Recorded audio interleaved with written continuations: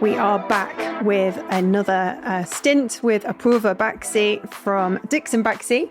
And if you listen to our episode on Monday, then you'll know we chatted a lot about AI and the future, and it was super positive, and I came away buzzing. So thanks for that, Aporva. Yeah, thanks so much. Good to be back. That was a fantastic conversation. Really enjoyed it. Very wide-ranging, and I love the tap-ins on video games and sci-fi as well. Absolutely. I pronounced your name incorrectly then, didn't I? It's Aporva, not Aporva. It's Aporva.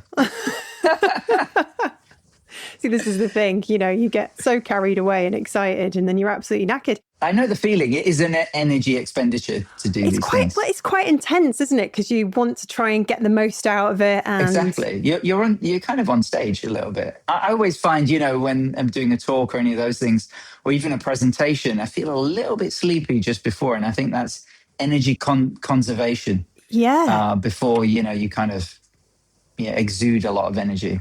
Do you enjoy doing talks? I do enjoy them. But to be honest, actually, I enjoy sometimes the smaller ones or the ones where there is kind of a conversation with the audience. Yes. I find that bit really interesting. You know, even if we're doing one like this, a video one, when we switch to the conversation, it feels so much richer. Yes. So I do prefer those. But yeah, talks are fun. And we've been lucky enough to do a whole bunch. And they are, they give a lot of energy. It's really nice to do that.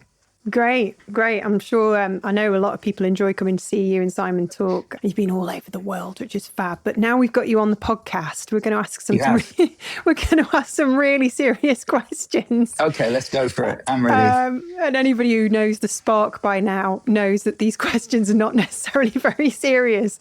But, you know, it's good fun. It's nice to get to know you a little bit more personally. Yeah. And, you know, I have to let the listeners know that you chose from a list of questions. So I'm not just being cruel and mean and springing these on you. I had a little sneak peek, but not for long. What is the smallest thing that instantly improves your workday? That's a really interesting one. I had to give that a thought. But actually, it turns out that it's just seeing the small things that most people may not notice. And then I end up taking a photo of them. So it could be, I'm eating my porridge in the morning and there's just this most amazing beam of light that cuts across the floor. Or, I'm walking to work or cycling to work. I'll get off my bike and there'll be a red can against green foliage. I take a photo of that. So I actually delight in quite mundane things. So I have a folder of shadows, bits of light, a leaf, those types of things. And I think they just make me more observant. I have a camera with me all the time. So I oftentimes see the world in little frames. And those things are so inconsequential, but there's a beauty in them. And I'm always, to my wife, I'm like, look, a shadow, or look how the light is dappling on that wall. Those things give me a lot of joy. What does she say? Is she into it too, or she just... She does. She kind of goes. She goes. Yeah, I know you love that stuff. She has a creative mind. I think she's my creative director at home, telling me, no, that's no good. But she understands my obsession with those types of things.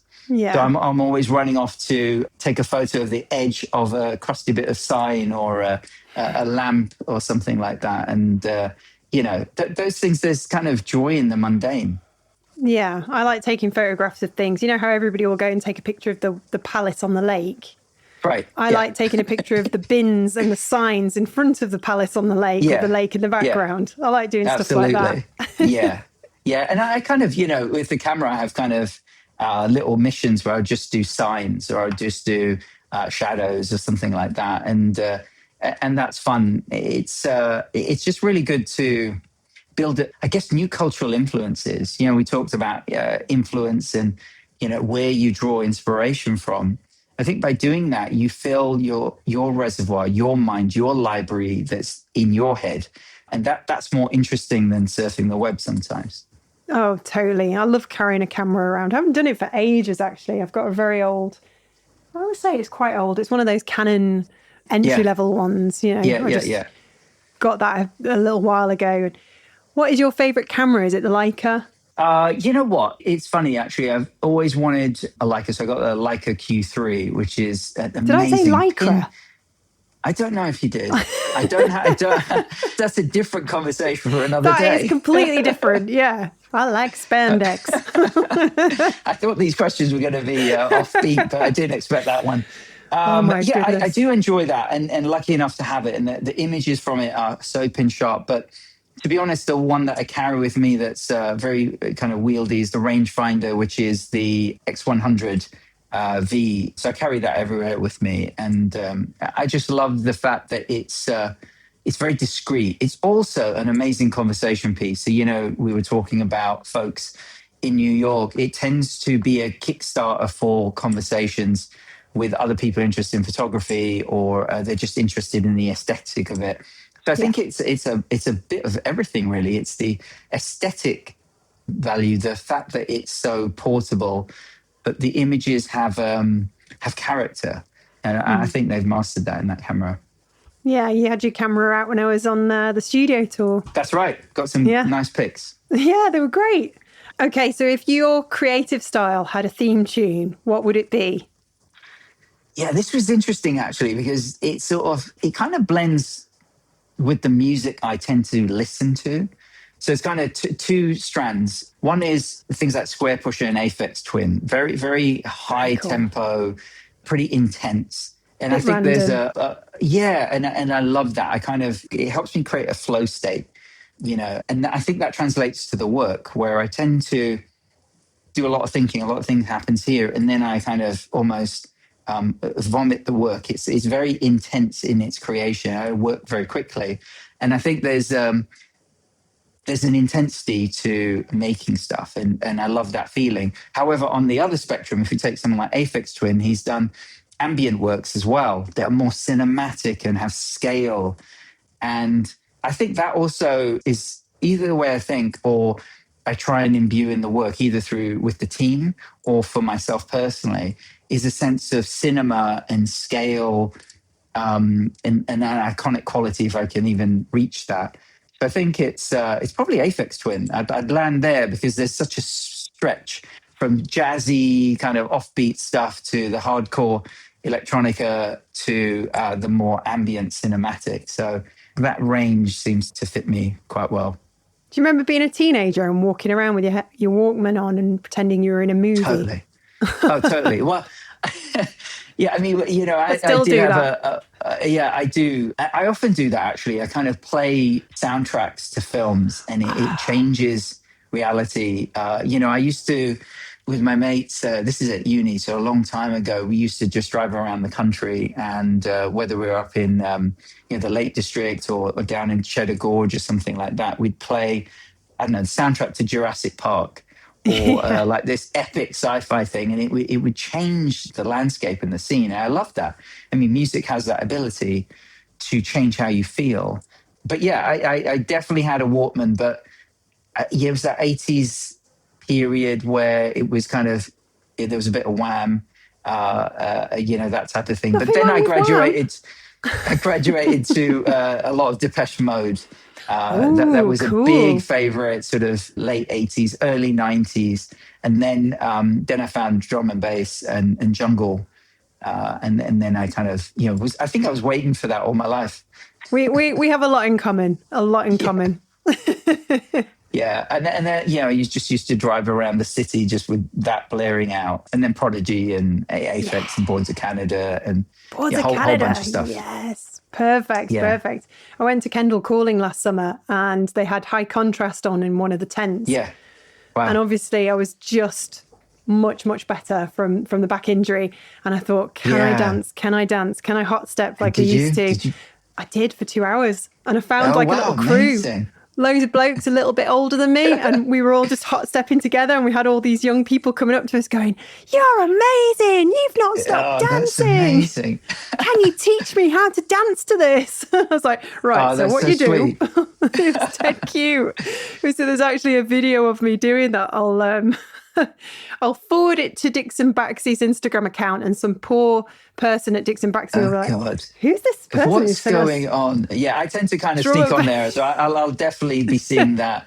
I think it's probably payback for having, what is it, Sai doing his little jig when you were did here. You see that on YouTube when you hover over the thumbnail? It's just me and him going. Yeah. He was in a funny mood that day, but I love it. I think it's great. He is a little bit mischievous, isn't he, our Simon? He is. He can be. Yeah. He can dial that in. There was a few moments when we were having a serious chat, and actually my friend after, when they looked at that vlog, they were like, "You were a little bit subdued, Katie. You weren't your usual like bouncy self." I said, "Well, I'd just come back from India, and also I really wanted to make sure I got it right, so I was probably on my best behaviour." Yeah. It was very pro. Very pro. Well, makes a change. Very well behaved, and I think you're graduating to you'll be on Netflix soon. Oh God, we'll have a Drive to Survive equivalent of the design industry. No, but when we were doing that chat, I can say this now because it's good fun. When we were sort of doing the interview in your meeting room. Yeah. Every now and again, I'd go off into a little daydream and just look at Simon when you were talking, and then just bring myself back down to earth. And Simon would now and again look at me, and I'd go, and then look back at him. And I was telling Jack this afterwards. I was like, oh my God. I mean, literally next time I come back from a big trip, just don't book anything in that week because I just need to sleep and catch up. Oh, that's sweet. I mean, well, he has that effect on people. He's so funny, so cheeky. Yeah, he's like looking at me as if to say, "What are you looking at me for?" I'm like, "I don't know. Just trying my best to make sure we get a good interview." Yeah, it was a good one actually. It was really great. Fun. It was great. Yeah. This is a funny thing, it's a very human thing, and I'm not. The great thing about going through an experience that I've been through these last couple of years is that I just don't care anymore. You're like about a couple of years ahead of me. You're just like, yeah, whatever. Yeah, absolutely. I think, if you go through, what you have and you have, it shapes your worldview and it liberates you. That's fantastic. And you can see that in all the things that you're doing. And so, sometimes you have to go through some hardships to come out the other side and go, well, actually, we've got one shot. Let's make it count. And let's have fun while doing it. Exactly. Just be my weird, wacky self. So absolutely. And there's space for everyone. Of course there is. Yeah, absolutely. Yeah. We don't have to sort of conform to a sort of standard. God knows where that comes from. I mean, from my point of view, Confucius once said, we have two lives and the second one begins when we realize we only have one. And that is so what I went through. Well, a profound, and one of many that he said, but that's true. I'm not often profound. Well, that took it on another level. I'm like racking my brain for some kind of Marcus Aurelius Stoic statement, but I haven't got one to hand. A bit of stoicism. Honestly, a bit of stoicism will see you through. It really will. It will do. Speaking of weird, this leads us nicely into the next question. What's your weirdest creative habit or ritual that you swear by? Yeah, this was an interesting one, actually. I think what's ended up happening over time with my phone is I can be found sat in my study or in a part of the room or by my computer, just kind of whispering to the phone, and I'm dictating ideas. Oh, I see. It's not because you've got a relationship with your phone. You're not whispering sweet nothings. Because it feels glued to my hand all the time. As it is to most. But I think it is a little bit weird when my wife comes into the room and I'm kind of whispering to the phone, or we're out and I'm in the corner kind of like, talking in. Before, ChatGPT and so on, you dictate. So you'd have to put in all the full stops and commas. So I'd go, hello, full stop, da-da-da, full stop, this, that, and the other. But I do swear by it because I've done it so much that it becomes more natural to articulate ideas with the spoken word. And I find that typing can be frustrating because I can't type fast enough. So I think it's, I don't know if it's a ritual, but the idea of, getting stuff out of your head into something that you can do something with is also empowering, and it clears the mind, because you've got so many things flying around. I find that very liberating. So I don't know if that's weird. The only weird bit is finding me standing in a supermarket aisle, just kind of dictating an idea because it just popped into the head. So I find that is a good ritual. I guess, the daily mind cleanse as well, because you can kind of articulate what you're thinking. So even if I don't publish it or use it, I do have reams of notes or ideas or, perspectives that are just for me or just to be out in the world. It's kind of that thing where you just kind of write. What is that thing? You just free writing. I love the thought of seeing you next to the frozen peas talking quietly into your iPhone and all these older ladies veering, giving you a wide berth. Trolleys. My wife hates taking me to the supermarket because I don't know. I don't know if I get overwhelmed by the choice, and I'm like, oh, I could buy this, I could buy that. So I do end up buying a lot of random things. But she will find me within an aisle, and she'll be like, okay, let's go this way or that way. So I don't know if it's the amount of choice or that, I don't know, that I get overwhelmed in there. So I'm not a big fan. I'm the same, weirdly. Yeah, my husband's very kind of like, this is what we're doing, this is what we're getting. Yeah. If I go to a bar with him, mission. Yeah. Yeah, if you go up to a bar, are you able to order your own drink? Because I do this weird thing where I'll turn really slowly to Tom and wide-eyed and go, I'm okay with that sort of stuff. No, I'm okay. I've got the drink of choice. So I'll have a Guinness or I don't know, something like that, and that's fairly easy. There's something about supermarkets, and my wife's always surprised by a random array of things that I've picked up. Like what? Now I'm curious. Well, I don't know. It's sort of whether it's it would be like we're getting some for dinner. So I'd end up getting some Marmite. There's like a really nice pesto. Maybe I'd buy some salmon. Oh, we should probably have some bananas. And it's sort of, it can muddle something through. But it's oftentimes a random collection of things that then result in some kind of interesting meze type meal. Marmite, though? Are you mad? I love Marmite. Marmite. Oh. Yeah. No, I do love Marmite. Marmite and peanut butter is a good one. Oh, dear Lord. Okay, so who is your creative hero, past or present, and what have they taught you without even knowing it? Yeah, it's interesting. Film's always been a thing for me, and it could be many, but I will say probably Stanley Kubrick. So we're going big here, like an iconic director who had this most amazing ability to craft these worlds that are very distinct, from 2001 to, Doctor Strangelove to, that whole kind of range of films. They're kind of, I'm blanking on them now, but what is amazing about his work is Shining, is there's a level of craft and scale, imagination, a beauty and a persistence to get something right. I think all those things are fascinating. I particularly love 2001 Space Odyssey, partly because it's sort of this existential, it's sci-fi, it's bigger than humanity. It tries to tell our whole story and beyond. It's psychedelic and surreal. It's beautiful to look at. And when you understand what it took to make it, in 67, 68, 69, the patience to film something, put that can of film away, and then a year later film a little bit of, for the VFX to a little bit extra on that print, to keep the print, the original source. All of those things it's a crazy obsession.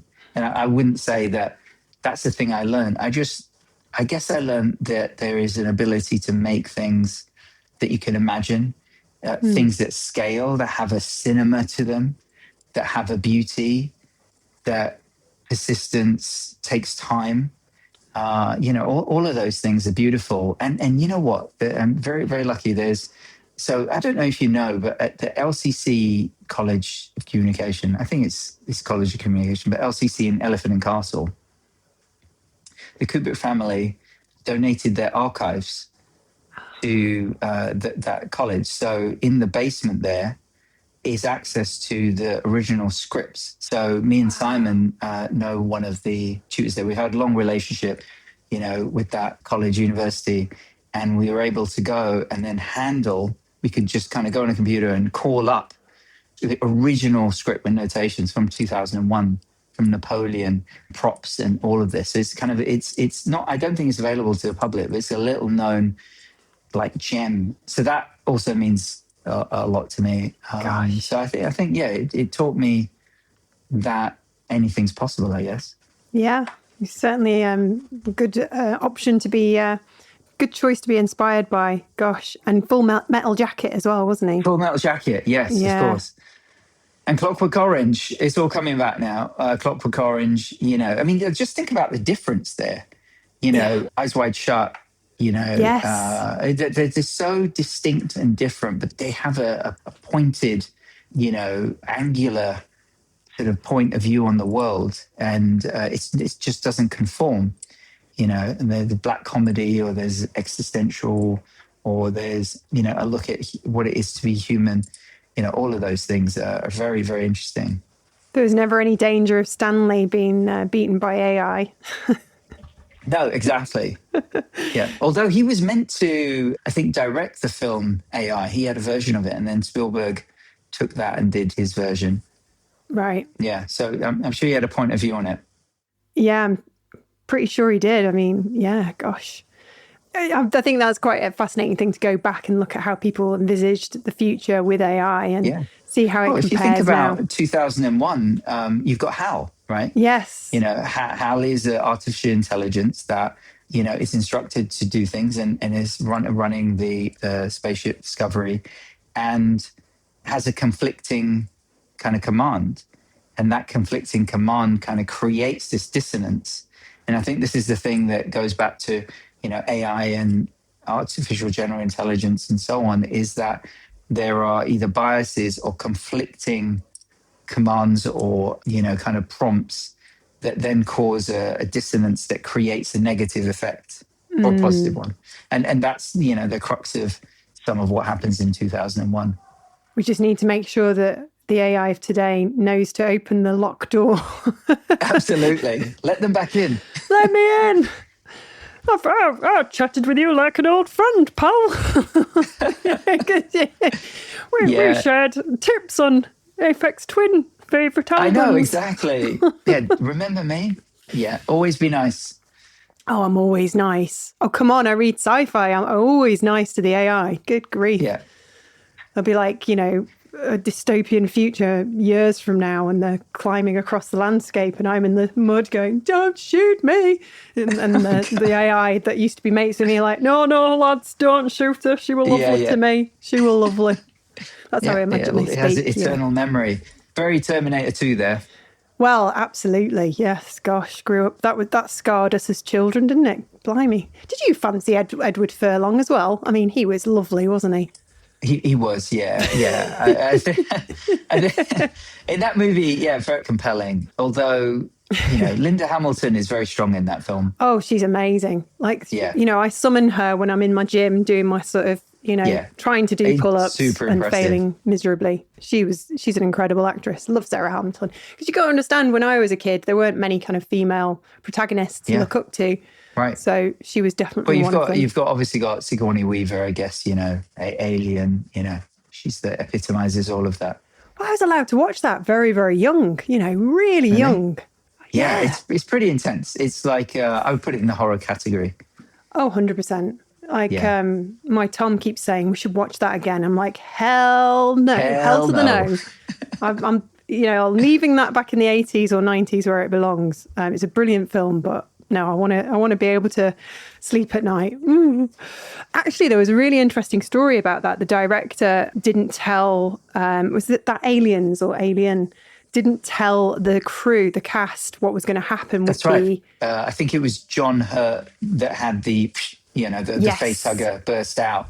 And didn't tell anyone. And, you got that first reaction, which is amazing, which I think, again, directors have that ability to create the environment within which something amazing happens. And that's a great example, which, to be honest, directly relates to what we're able to do, as creatives. You create that space. And actually, the last couple of days I've been watching a lot of the Hollywood Reporter roundtables and so on. And I don't know if you've seen Hamnet by Chloe Zhao, No, not yet, no. it's beautiful and intense, and there's kind of a lot of grief and loss in it. But there's a catharsis at the end, and she talks about, her ability, or the way she thinks, is to create a meditative space for people that feels more spiritual. And it's very interesting that, how you create an environment where something wonderful happens.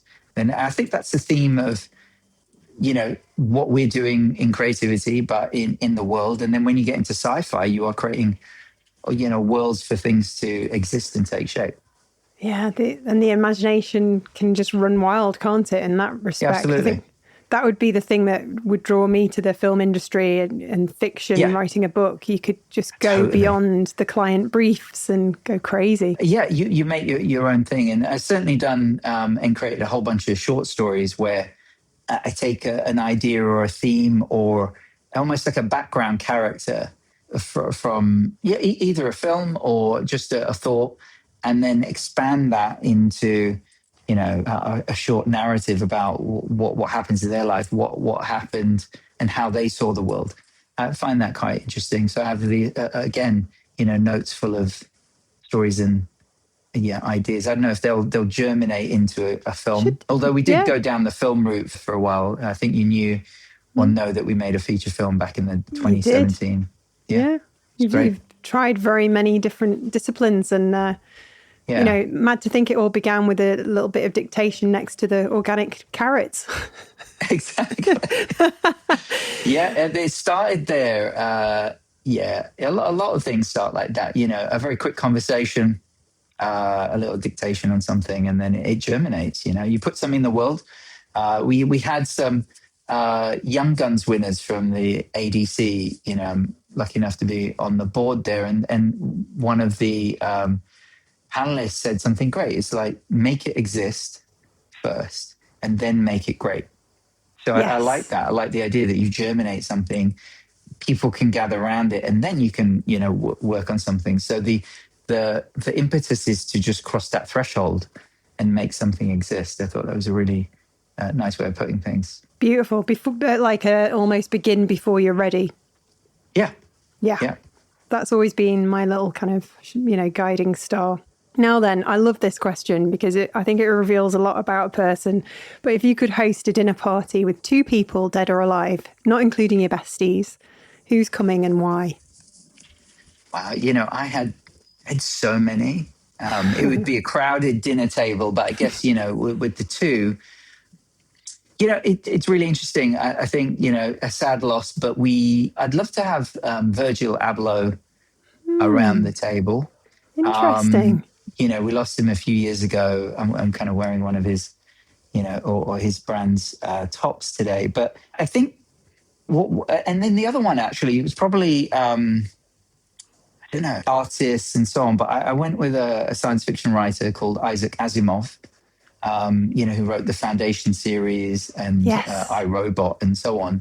But I think if I took each one individually, I think with Virgil Abloh, it just, the prolific quality, the prolificness of making was amazing. And the idea that he would just make something exist and then play with that was fascinating. And then the fact that he came from architecture and moved into creating, this kind of streetwear brand and then ended up at LVMH is a fascinating story. And I think he spoke in proverbs and ideas, and he would always have this thing of don't wait. Don't wait to make something. Don't wait 5 days. Just do it in the next 30 minutes. Just make something. And I love that. You've got 30 minutes, just do it.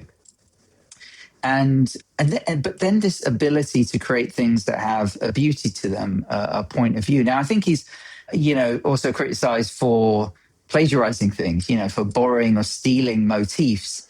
And you could argue that of someone like Quentin Tarantino. He's criticized for kind of remixing and creating a hot pot of stuff. But I think the way that it's done is quite artistic, and the level and the range of things that have been created is really interesting. So, I think he would be an interesting chap to talk to. And then Isaac Asimov, I guess, just because of that far-reaching ability to imagine futures, the ability to kind of take us to somewhere new, to I like those conversations that start to expand the mind and start to make the brain hurt a little bit. And, you know, his stories have that ability to do that, but they're also quite human as well. You know, they talk about a human struggle or a human point of view. And there's one that really, there's many that stand out, but there's one called Nightfall. It's just kind of this really simple premise. It's a planet somewhere that has, I think, 2 suns, and there's never a night, right? Wow. So if there's never a night and they haven't taken to space and so on, that's what you know is a day. And then I think, you know, the story goes that 10,000 years ago, there was a cataclysm and it's going to happen again and so on. It turns out that cataclysm, I'm going to spoil it now, that cataclysm was an eclipse of the suns. Right. And so the stars come out and they've never seen stars. And then like everyone goes, you know, crazy because what's happened, you know, there's night and there's kind of riots and so on. But then there's this realization that they're not the only ones, you know, and that there's so much more out there. I think that's just kind of a really nice metaphor for seeing bigger and seeing more and being able to, you know, kind of expand how you see the world or beyond. That would be a fascinating dinner conversation for sure. Gosh. Yeah, it would be interesting. Yes. It would be very interesting. And of course, you know, you're invited. I'll just be on the outskirts sort of nodding, looking at you all going, oh, yes, yes.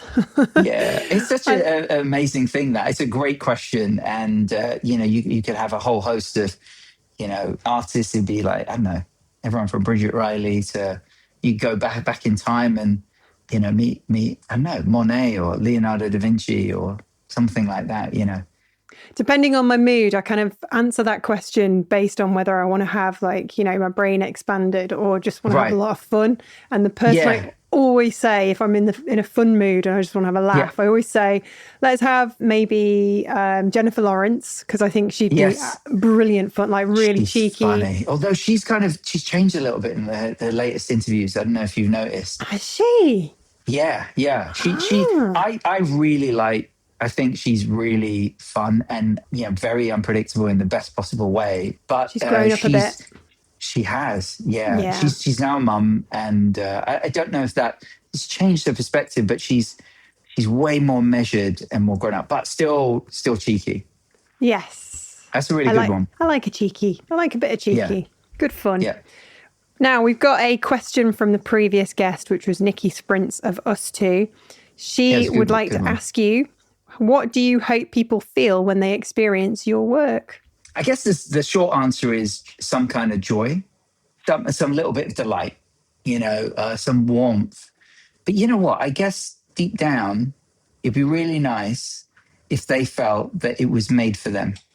You know, so whatever we make, you know, we talk about these systems at scale and, you know, the color system, the icon system, you know, creating brands that move people and so on. But really, it does come down to that audience, to that individual. And in that moment where they're, I don't know, you know, in the stands at a soccer match, God, US mindset, a football match, or, you know, using an app or a device, there's something that says, oh, actually, this feels right for me. I love that. Then maybe we've done our job. Brilliant. Feels like a personal experience. Absolutely. Yeah. And they feel that, a joy and that it's made for them. Yeah. That's perfect. Great. And now that just leaves me to ask you what question you would like to pitch to the next guest. Okay.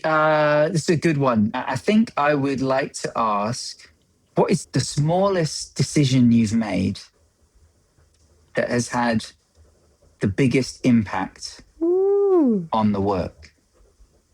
So that small thing, that little adjustment, that little thing that has had the biggest impact on the work or the project or the team or your business. Okay. Could be anything. That is brilliant. All right. Well, thank you so much and keep being brilliant and surprising us. And thanks for inspiring us. Of course. Yeah, likewise.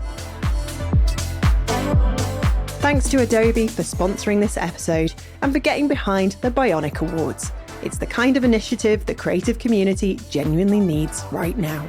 Find out more at the link in the show notes, and we'll see you next time.